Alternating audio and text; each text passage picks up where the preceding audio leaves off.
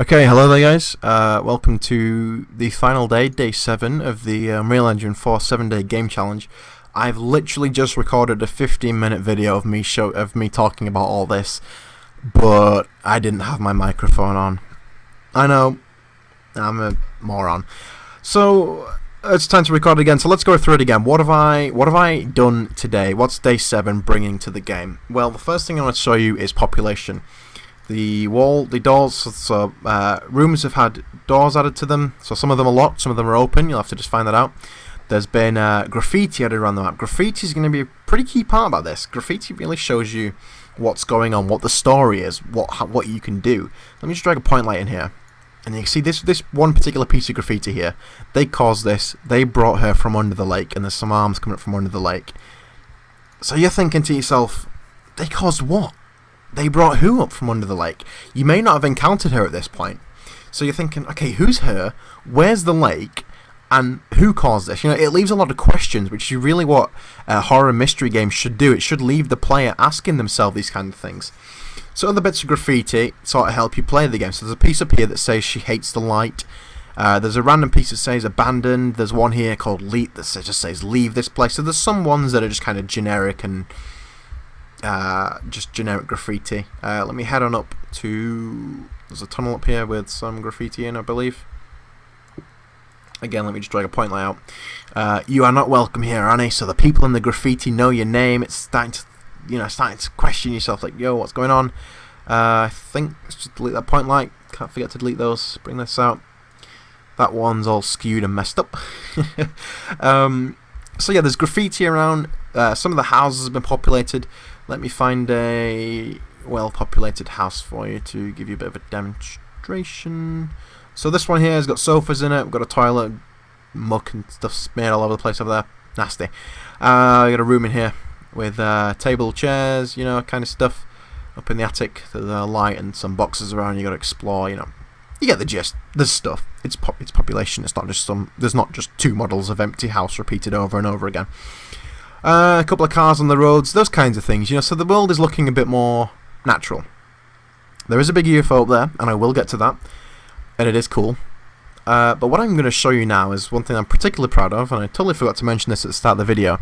This is the new intro cinematic to the game, so I'll silence myself and let you have a listen.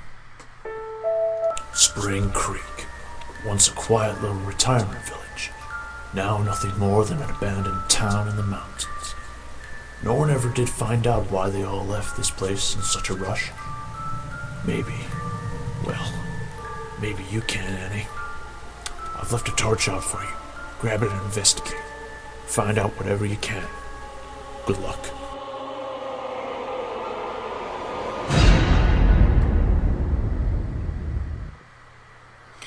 So this intro cinematic really starts to set the scene, you know. It's this retirement village, you know. It used to be a really peaceful place, and now everybody's up and left. And why? You've been given this torch. You've got to go find out what's going on. All you're equipped with here is a torch. It's not a weapon. It's a torch, for God's sake. So that's, you know, I think that intro cinematic does the game a lot more justice than the last one did. The notes have now been added throughout the map, all 13 of them. There's one over there and there's one there. They're the only two that I'm going to show you where it is. Tell you what, as a bonus, there's one there too. That's it though. I won't let you know where the rest are. Now, if I'd have had more time, I would have randomized the location of these to make for a greater replayability value of the game. However, time has not been on my side, so they're in static locations. So day 7, what else does day 7 bring? Well, let's talk about the UFO. It's not initially visible in game, and to demonstrate it, I'm going to need to quickly drag out 13 of these notes here. So let's go over to this lamppost and go 1, 2, 3, 4, 5, 6, 7, 8, 9, 10, 11, 12, and 13. So let's hit play. Load the game. Now let's run over there and find those things. But if you look up, you see there's no UFO in sight. No, nothing up there. Now, which lamppost was it? Was it this one? No. That one. It's got to be this one.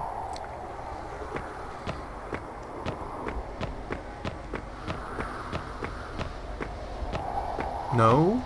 This. Oh yeah, here we go. Okay. So let's collect all 13 pages.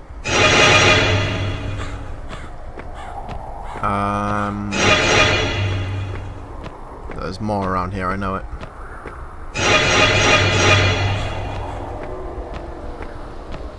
Come on. One more. Okay, so I've collected all 13 and now these lights start spawning at me. What? Crazy lights, right? So let's follow the trail of lights, guys. Let's follow this red carpet that's being laid out for me. And what do we find? What's this? What the hell? So this is where the UFO spawns. And we get beamed up.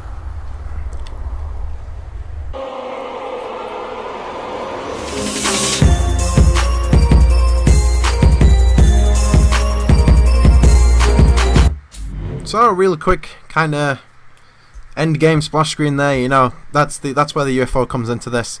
That's what that is basically. That's your UFO there. Quickly delete these while I'm talking to you.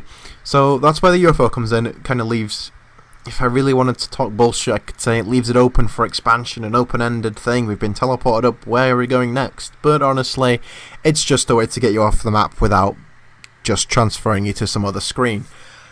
Even though that's what it does.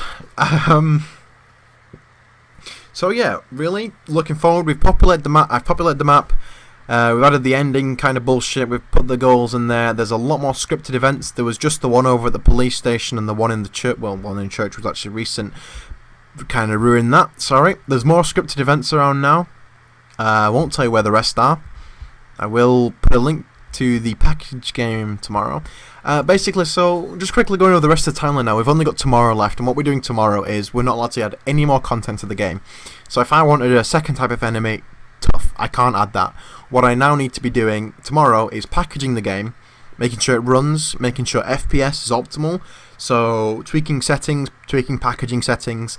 There's a lot of stuff in here that isn't in game. So for example, I mean, I've not used this hex material. That's just space on the disk that I don't need. Yes, it's 1 kilobyte, but it's 1 kilobyte more than I should be using. So what I'm going to do tomorrow is basically go through all this kind of stuff, hit delete, and actually see that this one's referenced by the church and the star map. So we're going to cancel that. Let's try this one. It's only referenced in the starter map. We don't use a starter map. I can force delete that. Going to go through all these kind of things, check for them, make sure they're not used in the game, delete them, package the game up. Does it run? Does it run fine? And do the real kind of optimization nonsense there. Hopefully I've not crashed the editor here. Okay, so while this sorts itself out, quickly just talking now. Tomorrow morning, hopefully, I've got my Corsair 750D arriving over from Italy, actually, along with an Amazon Fire TV stick. Hopefully, I need to check the order on that. Hopefully, they come through. So I've got those arriving in the morning. In the afternoon, I'll be compiling this stuff, getting it all ready. And then in the evening, tomorrow evening, you should be able to see a video of Thomas playing this game. If he manages to find all 13 pages, I'll be impressed. Although if I'm being honest, I don't think he'll find them all. If he doesn't find them all, I'm guessing the playthrough is going to get cut short if he dies too many times or something. The advantage he has over a new player is he's been following my development of this, so he knows how to defeat the enemy. As for defeating the enemy, just to let you guys know, there is graffiti that does instruct you on how to do that. So this one here that says she hates the light. There's some over here. Let's find a light. There's some over here that tells you again how to do it. Now there's a kind of backwards number 13 there. There's the word flash over and over again 13 times. Starting to see the picture here. 13 flashes, 13 things, flash, she's scared of light. Basically, yeah, flash her 13 times, she'll fuck off.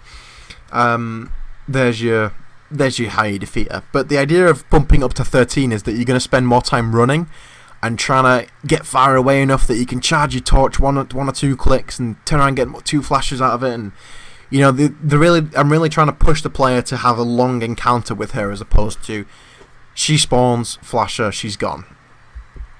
So that's the logic there behind that.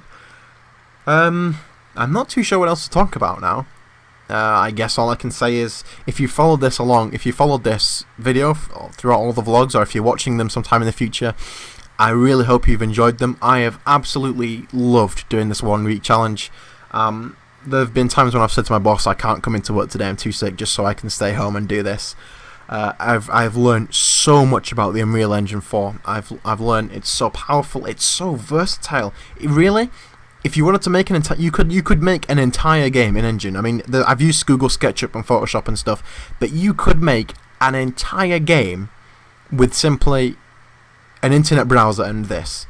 It's so powerful, and I'm not even talking some rubbish game. You could make a really good game with just the internet and this. You have so many resources and so many tools in Unreal Engine 4, and it's just phenomenal. It's a really, really phenomenal engine. I'm gonna wrap that up for today, guys. As for future videos, I'm gonna have a chill week next week. Gonna just chill out, got some work going on, hang out with friends and stuff. So there may not be any tutorials up next week, but the week after, what I want you to do, please, is if you've seen something in any of the videos, if you've seen the way that she flies at me, if you've seen the way that lighting's done, if you've seen the way that foliage is placed, if you've seen, just anything that I've done in this vlog that you want to know how to do leave a comment, and I will go around and try and do as many of them as possible. Because I don't want to just make videos on what I want to make. If I say, oh, I thought it was cool to make this lamppost, for example, I'm going to show a tutorial on how to make a lamppost.